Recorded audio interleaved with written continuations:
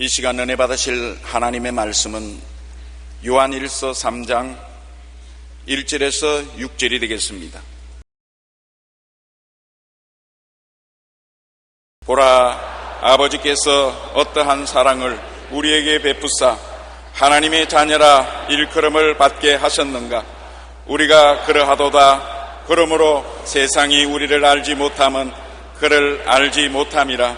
사랑하는 자들아, 우리가 지금은 하나님의 자녀라 장래에 어떻게 될지는 아직 나타나지 아니하였으나 그가 나타나시면 우리가 그와 같을 줄을 아는 것은 그의 참모습 그대로 볼 것이기 때문이니, 주를 향하여 이 소망을 가진 자마다 그의 깨끗하심과 같이 자기를 깨끗하게 하느니라.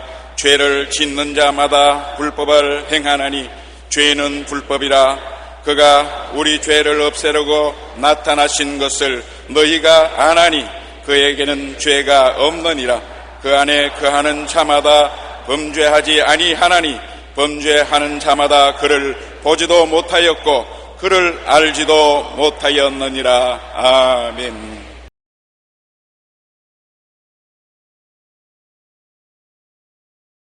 왜 죄를 짓지 말아야 하나, 이 제목으로 오늘 은혜를 나누고자 합니다.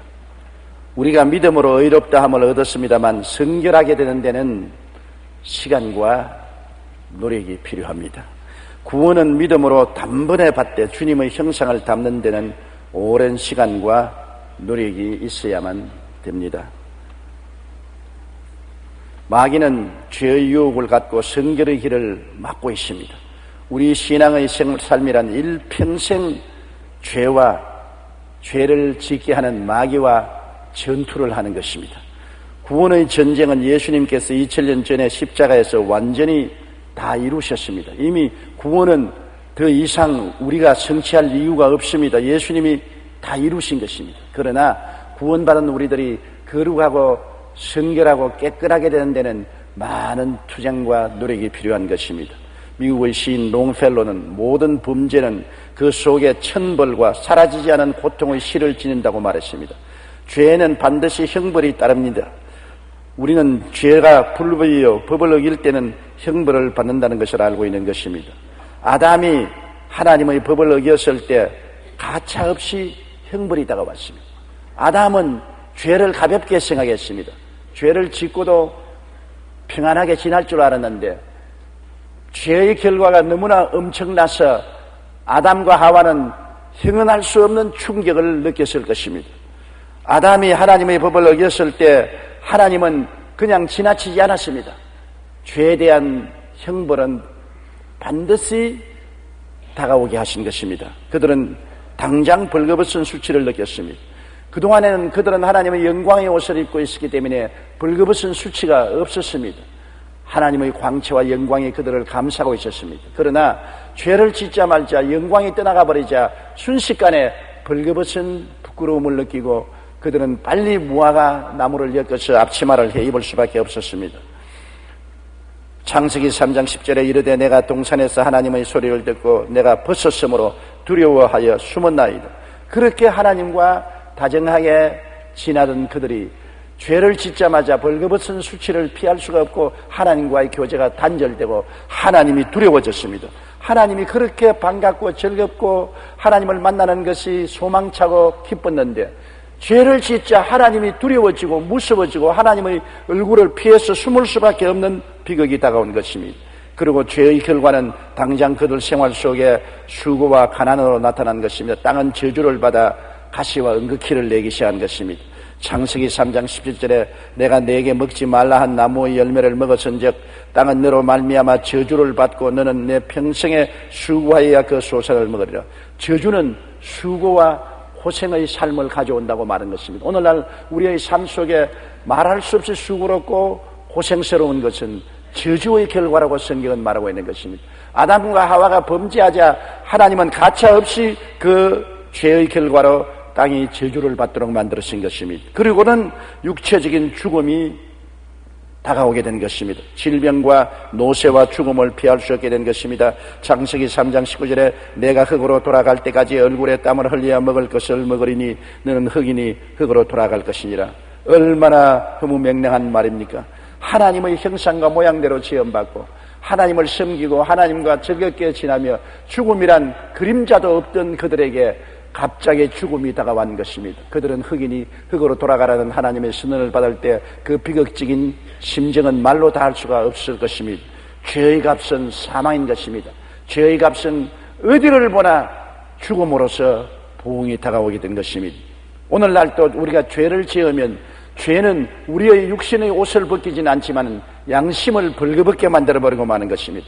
우리의 양심이 벌거벗게 되면 마음에 고통이 다가오게 되는 것입니다. 수많은 사람들이 죄를 짓고 겉으로는 아무렇지 않은 것 같이 보이지만 양심이 벌거벗어서 마음의 개인적인 고통을 감내하지 못하고 괴로워하고 번뇌하게 되는 것입니다. 시편 32편 3절에 내가 입을 열지 아니할 때 종일 신음함으로 내 뼈가 쇠하였나이다.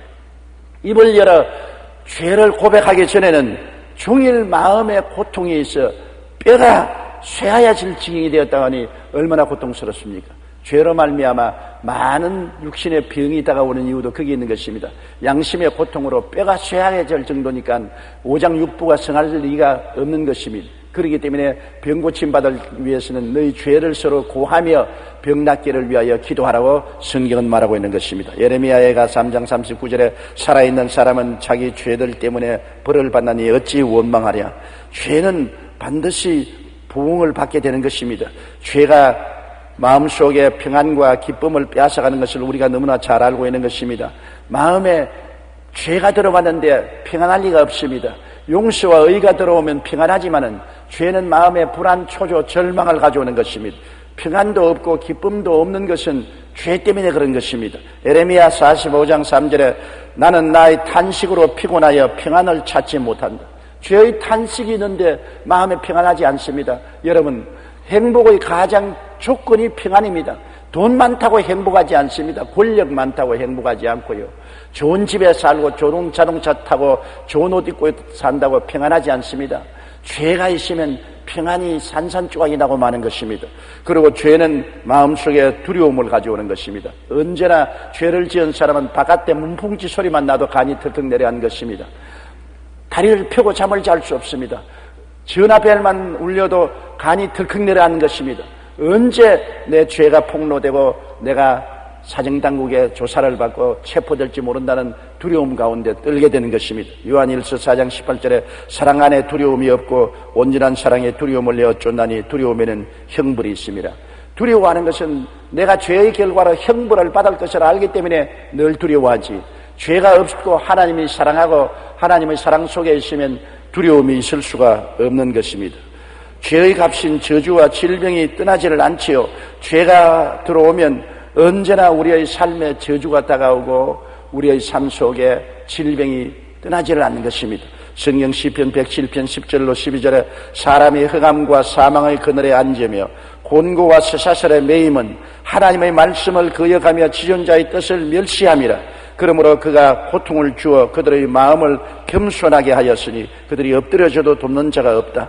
흑암과 사망의 그늘에 앉으며 곤고와 쇠사슬에 매인 것은 하나님을 거역하고 하나님의 뜻을 멸시하고 죄를 짓고 반역하기 때문에 그 결과로 다가온다는 것입니다. 고통이 마음을 겸손하게 만들기 때문인 것입니다. 죄를 짓고도 뻔뻔스럽게 살도록 내버려 놓으면 그 영혼은 영원히 버림받을 수밖에 없지요. 죄의 대가를 받고 마음이 고통스럽고 괴로워지면 통회하고 자복하게 되는 것입니다. 죄가 고통을 가져오지 않으면 많은 사람들이 죄 가운데 안주할 것입니다.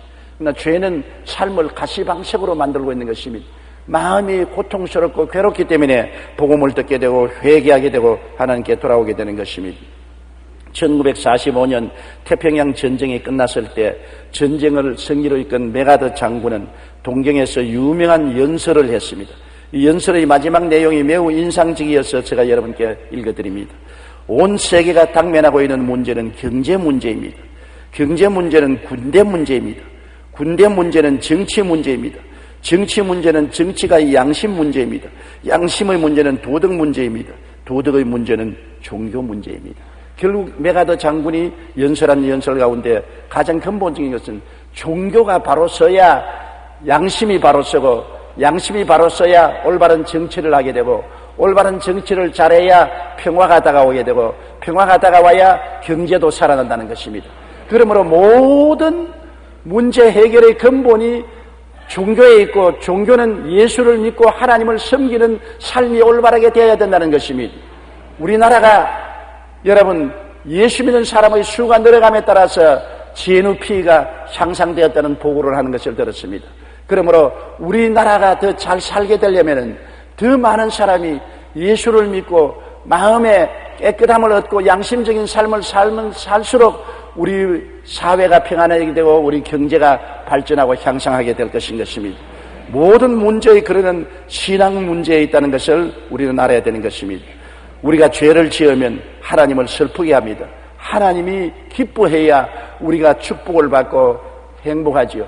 가정에 부모님이 기뻐하고 즐거워해야 자녀들이 다 평안하게 자라고 가정에 행복이 넘치지요. 부모의 마음속에 슬픔이 있으면 가정에 평안하지 못하고 자녀들이 좋은 환경에서 자라지 못하지 않습니까?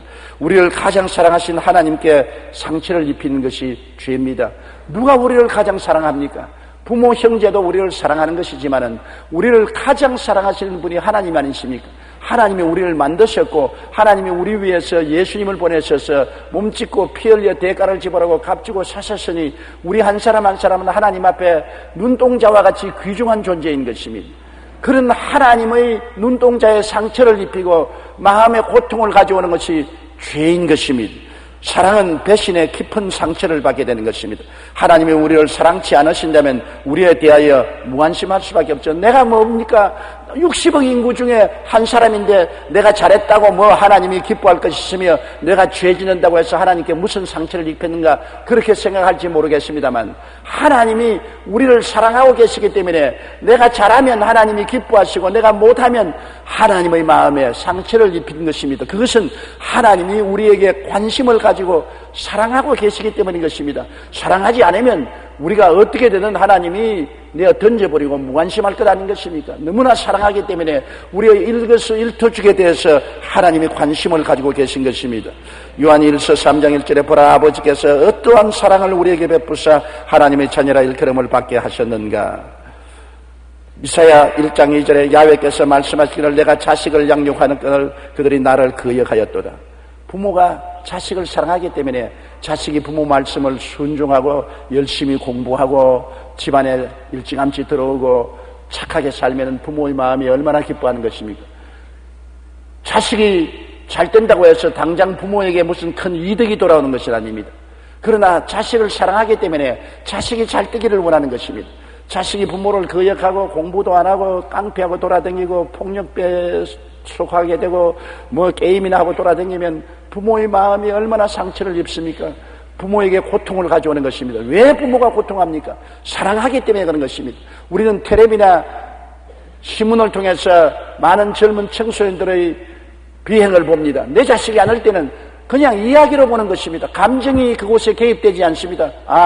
어느 자식이 범죄를 했구나. 차를 타고 가다가 교통신경하고 문제를 일으켰구나, 범죄했구나, 그냥 이야기거리로 보는 것입니다. 그러나 그곳에 내 자식이 되면은 내 마음에 말할 수 없는 고통과 안타까움과 괴로움이 다가오는 것은 내 자식은 사랑으로 연결되어 있기 때문에 감정이 거기서 유입되는 것입니다. 하나님께서 우리에게 아무 관심이 없으시면 우리가 잘 살든 못 살든 무슨 상관하겠습니까? 도덕적으로 올바르게 살든 안 살든 무슨 관심을 기울이겠습니까? 그러나 하나님은 우리를 친자식으로 사랑하고 계시기 때문에 우리의 모든 삶에 하나님이 감정적으로 개입하시고 하나님이 기뻐하시고 안타까워하시고 슬퍼하시고 분노하시기도 하는 것입니다. 하나님은 우리가 죄를 지을 때 대단히 마음에 근심을 하게 되는 것입니다. 하나님을 근심하게 하고 우리가 무슨 복을 받겠습니까? 성경에 보면 노아 시대 사람들은 하나님을 근심되게 했다고 말했습니다. 창세기 6장 5절로 7절에 야훼께서 사람의 죄악이 세상에 가득함과 그의 마음으로 생각하는 모든 계획이 항상 악함을 뿐임을 보시고 땅 위에 사람 지으심을 한탄하사 마음에 근심하시고 이르시되 내가 창조한 사람을 내가 지면에서 쓸어버리되 사람으로부터 가축과 기는 것과 공중의 새까지 그러하리니 이는 내가 그것들을 지었음을 한탄함이라. 하나님을 한탄하게 하고 하나님의 마음을 근심하게 하는 것이 하나님을 반역하고 죄를 지는 것입니다. 아무리 경고해도 듣지 아니하고 채찍을 때려도 대답하지 아니하고 방탕의 길로 달려갈 때 어찌해야 하나님께서 당신이 지은 인생을 파멸하시고 지상에서 썰어버리겠다고 말씀하시겠습니까? 하나님은 우리에 대해서 너무나 관심이 깊기 때문인 것입니다. 이스라엘의 첫째 왕인 사울을 하나님의 택해서 임금으로 삼았지만 사울 왕이 하나님을 반역하고 자기 중심으로 살 때 사울을 왕으로 세운 것을 하나님이 한탄하시고 근심하셨다고 말한 것입니다. 사무엘상 15장 11절에 내가 사울을 왕으로 세운 것을 후회하노니 그가 돌이켜 나를 따르지 아니하며 내 명령을 행치 아니함이라고 말한 것입니다. 여러분, 우리 한 사람 한 사람이 하나님의 부르심을 받고 예수 믿고 구원받은 것입니다. 아버지께서 내게 오게 하지 아니하시면 내게 올 자가 없다고 말한 것입니다. 여러분, 나는 수많은 사람 중에 아무도 알려지지 않은 별 수 없는 사람이라고 생각합니까? 그렇지 않습니다. 그렇다면 왜 하나님이 여러분을 부르셨습니까? 하나님이 여러분을 부르지 않고는 예수께로 올 수가 없는 것입니다. 스스로 여러분 예수 믿은 것이 아닌 것입니다. 하나님이 여러분을 아시고 보시고 불러셨기 때문에 예수께로 온 것입니다. 그러므로 여러분 한 사람 한 사람은 하나님의 관심의 대상이고 하나님의 사랑의 대상인 것입니다. 자녀를 많이 길러보십시오. 10자녀 중에 한 자녀라도 잘못되면 괴롭지 않습니까? 10손가락 중에 깨물어 보십시오. 안 아픈 손가락이 있는가? 다 아파요. 아이고, 새끼손가락이니까 너는 깨물어봤다 안 아플 것이다. 깨물어 보세요. 아프지. 하나님은 잘난 사람만 관심을 가진 것이 아니라 가장 못난 사람도 하나님이 부르셨기 때문에 예수를 믿게 되었으므로 여러분에 대해서 관심을 기울이고 있는 것입니다. 오늘 여러분은 모두 다 하나님의 눈동자 같은 존재인 것입니다. 하나님이 깊이 사랑하시는 것입니다. 여러분이 잘 때면 하나님이 무릎을 치고 웃으시며 좋아하시고, 여러분이 잘못하면 하나님이 근심하시고 슬퍼하시고 탄식하는 것입니다. 여러분의 삶이 하나님과 적극적으로 연결되어 있다는 것을 잊어서는 안 되는 것입니다. 우리가 죄를 지으면 예수님의 사랑을 짓밟고 다시 십자가에 못 박게 되는 것입니다. 우리의 일생의 죄를 예수님이 대신 짊어지시고 십자가에 고난받아 죄를 다 청산하셨습니다. 그렇기 때문에 우리는 용서를 주님의 은혜의 선물로 받아들인 것입니다. 주님께서 아무 공로 없는 우리들에게 평생의 죄를 다 사하시고 용서와 의를 선물로 주신 것입니다.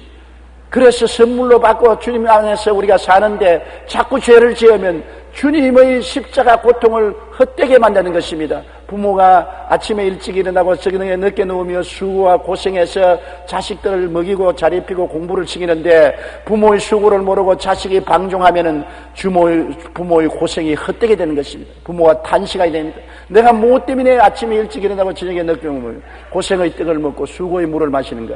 자식들 잘 때라고 이렇게 하는데 자식이 잘못되니 이 고생과 수고가 무슨 효과가 있는가? 예수님이 십자가 걸머진 것을 탄식하게 만들면 어떻게 하겠습니까? 예수님의 사랑을 짓밟아서는 안 되는 것입니다. 예수님의 상처 위에 또 상처를 가하게 되는 것이 죄인 것입니다.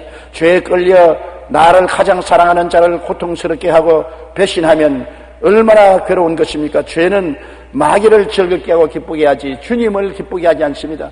마귀는 어쩐지 우리를 사주해서 주님을 거역하도록 하고 육신의 정욕과 안목의 정욕과 이 세상의 사랑을 따라 죄를 짓게 만드는 것입니다. 죄를 지으면 마귀는 춤을 추고 손바닥을 치고 잘한다고 발을 동동 구릅니다만 그만큼 예수님은 마음에 고통을 당하게 하고 눈물을 흘리게 하는 것입니다. 예수님은 우리가 죄를 지을 때마다 당신의 못자국난 손을 바라다보고 옆구리를 만져봅니다. 내가 과연 죄를 위해서 묻박히고 창을 받았는데 이것이 효과가 있는가? 너무나 나의 고통을 무효하게 하는 것이 아닌가? 주님이 탄식할 것입니다. 마태복음 26장 28절에 이것은 죄사함을 얻게 하려고 많은 사람을 위하여 흘리는 바 나의 피 곧 언약의 피니라. 주님께서 우리 위해서 피를 흘리시고 성찬 때 살을 찢어서 우리를 주시고 피를 흘려서 마시게 하시면서 내 살을 먹고 내 피를 마시고 영혼이 구원받고 범사에 잘되고 강건하라 천국까지 올라오라고 주님께서 하시는 것입니다. 어느 누가 우리에게 살을 찢어주고 피를 흘려주신 분 어디에 있습니까? 예수님이 왜 그런 사랑을 베푸는 이가 어디에 있겠습니까? 죄는 그리스도의 사랑에 대한 배신이요 그리스도의 십자가의 고통을 짓밟는 것이 되고 마는 것입니다. 엔도 슈사쿠라는 일본 소설가가 침묵이라는 소설을 지었는데 많은 사람의 심금을 울렸습니다. 이 소설은 일본에서 선교하던 신부가 일본 도쿠가와 정권의 고문에 굴복하여 배교했다는 소식이 전해지자 그를 가장 존경했던 3명의 제자가 생명을 걸고 일본으로 잠적에 들어가는 것을 기록하고 있습니다. 3명의 제자 중 한 사람은 결국 잡혀서 고문을 당하게 되는데 그 고문은 예수님이 상이 새겨진 동판을 나무판에 붙여놓고 그것을 짓밟으라는 것입니다. 이 제자는 차마 예수님의 상을 밟고 지날 수가 없었습니다. 그때 예수님이 그에게 말씀하셨습니다. 일어나서 내 상을 짓밟아라. 내 상을 밟고 지나가라. 나는 본래 밟히기 위해서 세상에 온 것이 아닌가. 하나님의 아들로 세상에 와서 내가 안 밟힌 데가 있는가. 사두개 교인, 바리새교인, 교법사, 대제사장 모두 다 나를 짓밟을지 않은가. 그러므로 나를 밟고 지나가라. 제자는 말했습니다. 주여, 당신이 언제나 침묵하고 있는 것을 나는 원망했습니다. 왜 이렇게 모욕을 당하고 고통을 당하면서도 주님은 잠잠하고만 계십니까? 그때 예수님이 말씀하기를 내가 침묵한 것이 아니다. 나는 늘 너와 함께 괴로워하고 있었던 것이다. 나는 한 사람도 멸망하지 않고 구원받기 위해서 벌을 내리지 않고 괴로워하고 고통을 당하면서 참고 있는 것이다. 여러분, 주님께서 무슨 힘이 없어 주님을 모욕하는 사람을 심판하지 못하는 것이 아닙니다. 지금은 은혜 받을 만할 때요, 지금은 구원의 때인 것입니다. 주님께서 십자가를 통하여 우리에게 은혜를 베푸고 구원을 베풀려고 하니까 끝까지 참고 주님이 고통을 당하고 침묵을 하면서라도 끝까지 한 사람이라도 구원하시는 것입니다. 기분 나쁘다고 때려쳐 죽이기 시작하면 남을 사람 한 사람도 없기 때문인 것입니다. 주님이 침묵하는 이유는 주님께서 그냥 침묵하는 것이 아니라 고통을 당하고 침묵하고 있다는 것을 말하고 있는 것입니다. 예수님의 사랑을 짓밟고 다시 십자가에 못 박히게 해서는 안 됩니다. 예수님의 사랑을 짓밟고 죄를 지어도 주님이 가만히 있어 잠잠한 것 같지만은 주님은 그 침묵한 가운데서 괴로움을 당하고 눈물을 뚝뚝 흘리고 계신다는 것을 우리가 알아야만 한다는 것입니다. 죄를 짓지 말아야 하나님을 기쁘시게 하는 것입니다. 죄를 안 지으면 하나님이 마음에 평안하게 기뻐하시지 않습니까? 예수님의 보혈을 효과 있게 말씀하는 것입니다. 요한일서 3장 2절로 5절에 그가 나타나시면 우리가 그와 같을 줄을 아는 것은 그의 참모습 그대로 볼 것임이라. 주를 향하여 이 소망을 가진 자마다 그의 깨끗하심과 같이 자기를 깨끗하게 하느니라. 죄를 지는 자마다 불법을 행하나니 죄는 불법이라. 그가 우리 죄를 없애려고 나타나신 것을 너희가 아나니 그에게는 죄가 없나니라. 우리는 장차 예수님의 모습대로 된다는 것입니다. 당신은 장차 어떻게 될 것이요? 예수님이 재림하실 때 그 모습대로 우리도 변화될 것이라는 것입니다. 주님은 인간의 모습으로 오셔서 나를 짊어지고 십자가에 못 박여 죽고 장사 지내고 부활하셔 성천했었습니다. 주님께서 부활 성천하신 목적은 나도 예수님처럼 부활하고 성천해서 예수님처럼 살게 하기 위해서 그렇게 한 것입니다. 예수님이 나처럼 되신 것은 내가 장차 예수님처럼 되게 만들려고 그렇게 하신 것입니다. 우리는 예수님이 나와 같은 인간이 되어 오신 것을 알고 있는 것입니다. 장차 어떻게 될까요? 나도 예수님처럼 될 것인 것입니다. 예수님처럼 영광을 얻게 될 것이니 얼마나 큰 영광입니까? 우리가 도저히 꿈꾸지도 못하고 상상하지도 못할 영광스러운 미래가 우리에게 기다리고 있는 것입니다. 그런 귀한 소망을 갖고 약속을 바란 이상 그리스도처럼 깨끗하게 살고 죄를 멀리하고 죄를 미워하고 죄를 버리고 살아야 될 것인 것입니다. 자식 낳은 기쁨이 어디 있습니까? 자식이 부모를 순종하고 잘 되면 자식 낳은 기쁨이 마음에 넘치지요. 자식이 어떻게 부모에게 효도합니까? 부모에게 먹을 것 입을 것 갖다 주고 호의호식하게 만드는 것만 효도가 아닙니다. 부모에게 걱정을 끼치지 않고 부모에게 기쁨을 주는 것입니다. 부모에게 기쁨을 주는 것이 뭡니까? 자식이 건강하고 범사에 잘 되면 부모가 기뻐하지 않습니까? 우리 주님께서 여러분이 잘 되면 주님이 기뻐하시고 주님이 즐거워하지 않습니까? 주님은 여러분이 그리스도 예수 안에서 성령으로 변화를 받고 영혼이 잘 되고 범사에 잘 되며 강건하고 생명을 얻되 넘치게 얻고 하나님의 영광을 천하에 나타낼 때 자식 낳은 기쁨을 느끼게 되는 것입니다. 이사야 53장 11절에 그가 자기 영혼의 수고한 것을 보고 만족하게 여길 것이라.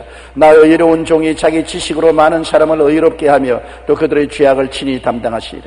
우리의 죄악을 담당하고 주 예수 그리스도의 공로로서 우리를 의롭게 만들고 난 다음 주님이 수고한 것을 기뻐합니다. 엄마가 자식을 낳을 때 얼마나 고통을 당합니까? 몸부림치고 부러지고 죽음의 위협을 느끼고 자식을 낳고 자식이 응아 소리를 부르고 태어나서 빗덩어리를 가슴에 안게 줄 때 얼마나 마음에 기뻐합니까? 수고한 것을 다 잊어버립니다.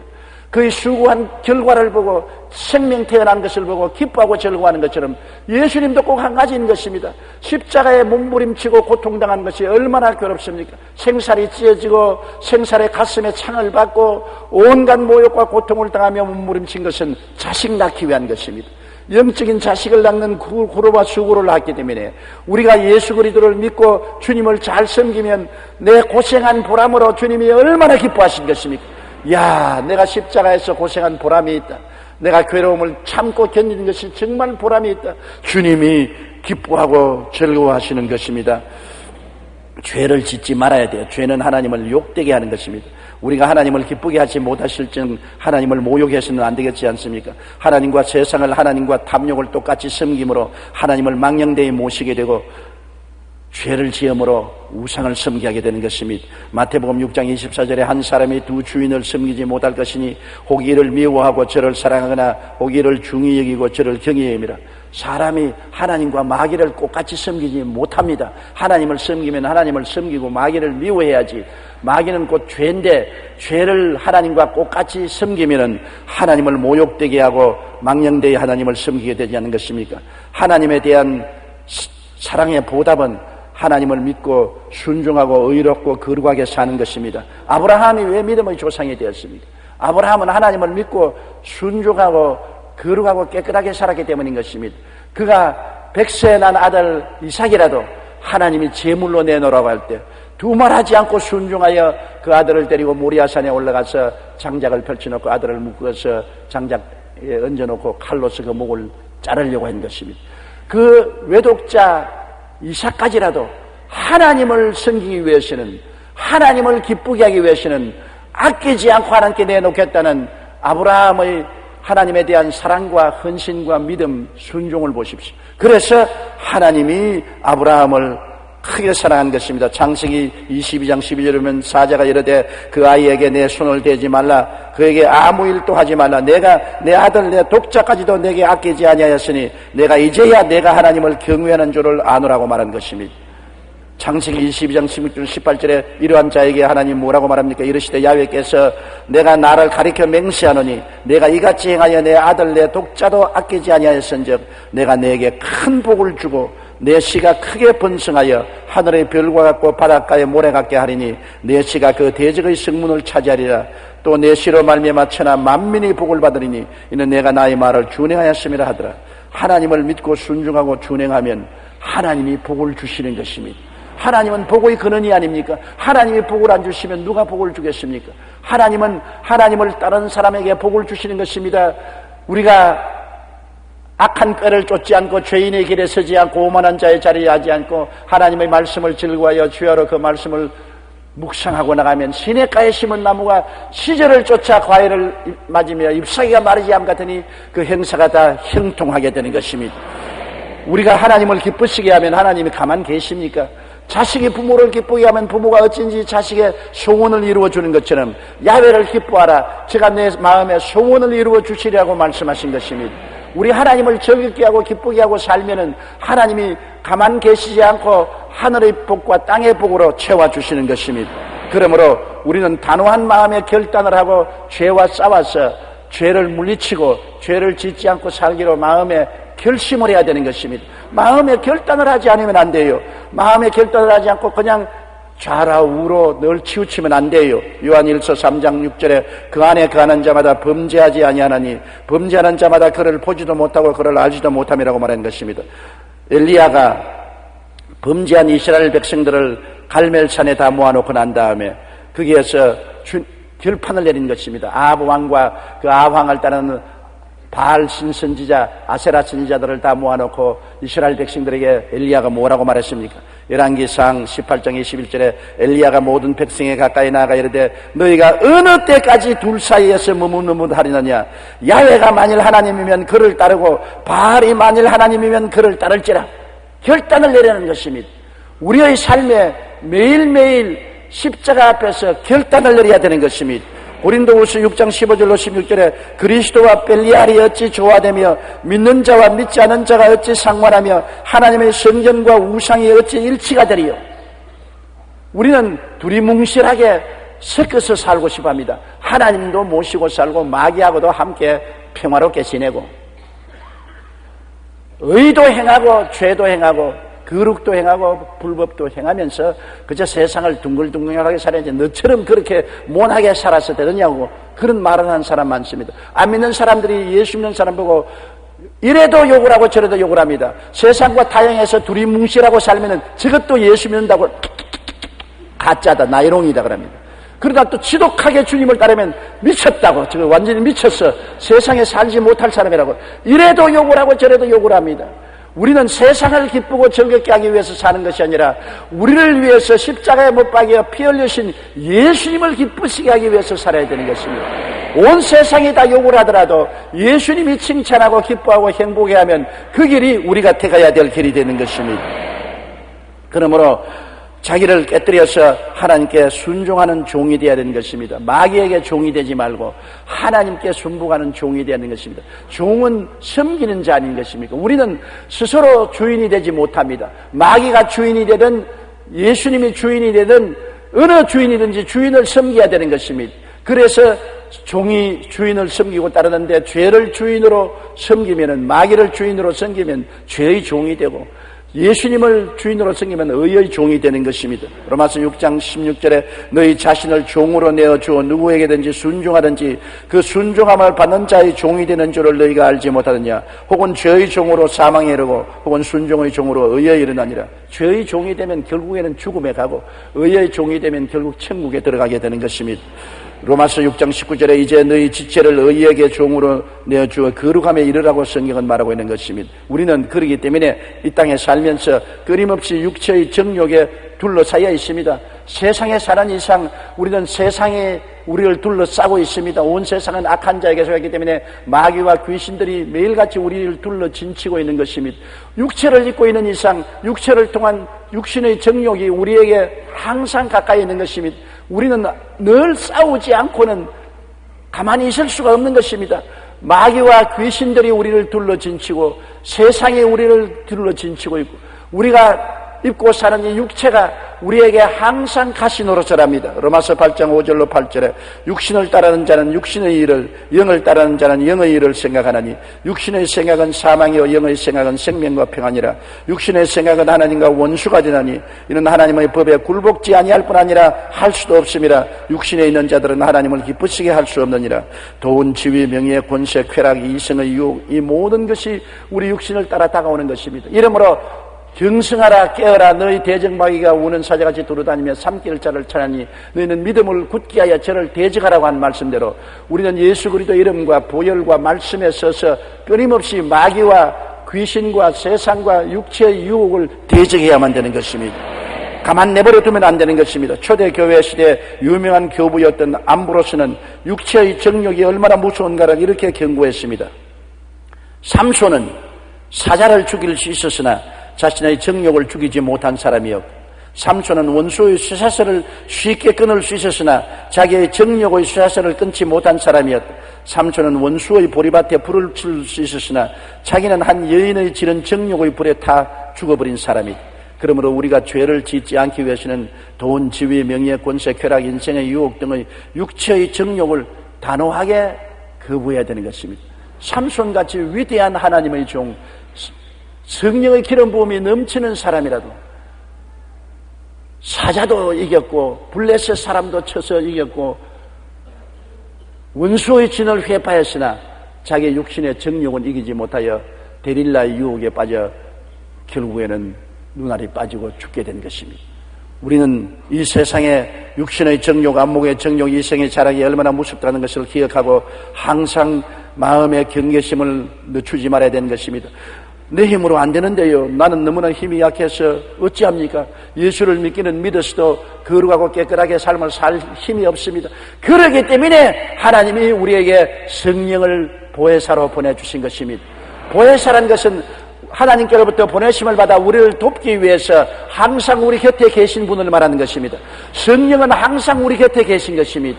우리 눈에 안 보이는 바람과 같이 우리와 함께 계셔서 성령이 우리를 도우시는 어머니의 손길과 같은 것입니다.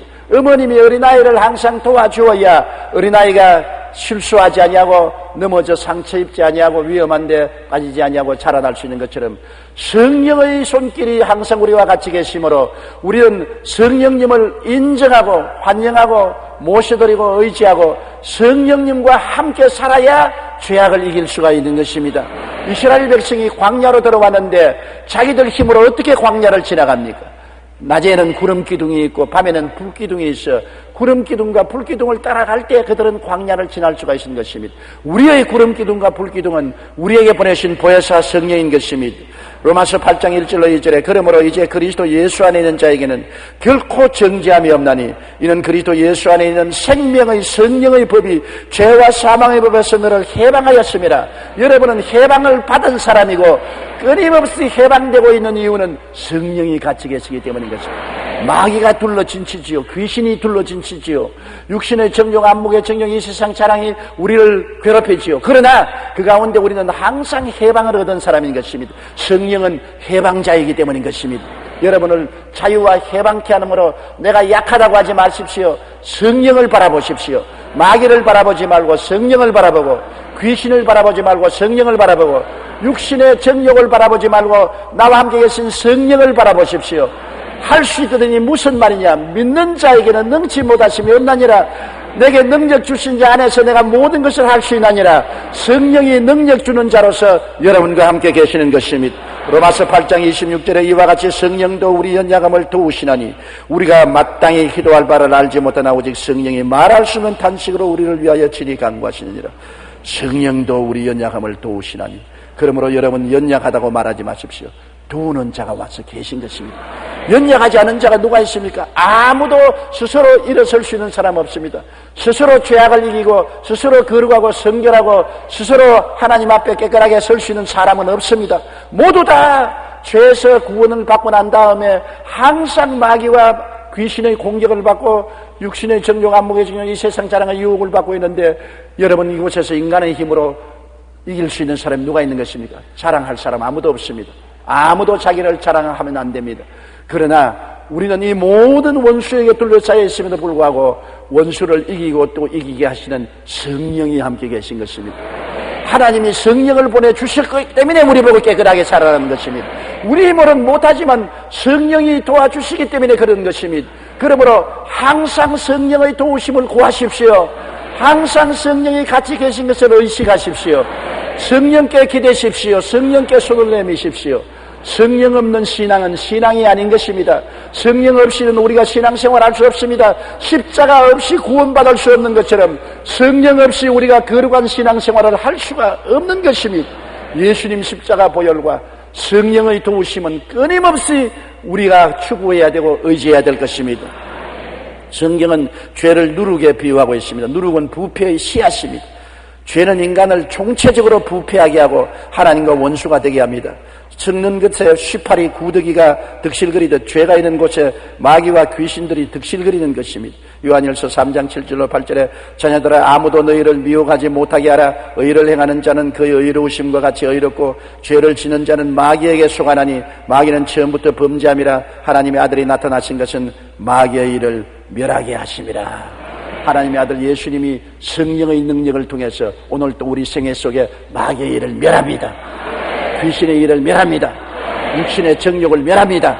예수 그리스도의 십자가 보혈로 단번의 믿음으로 용서와 의롭다함을 얻은 우리들은 보내신 성령을 통하여 매일매일 싸워서 육체의 정욕과 마귀를 이기고 거룩하고 성결하게 살아갈 수가 있는 것입니다.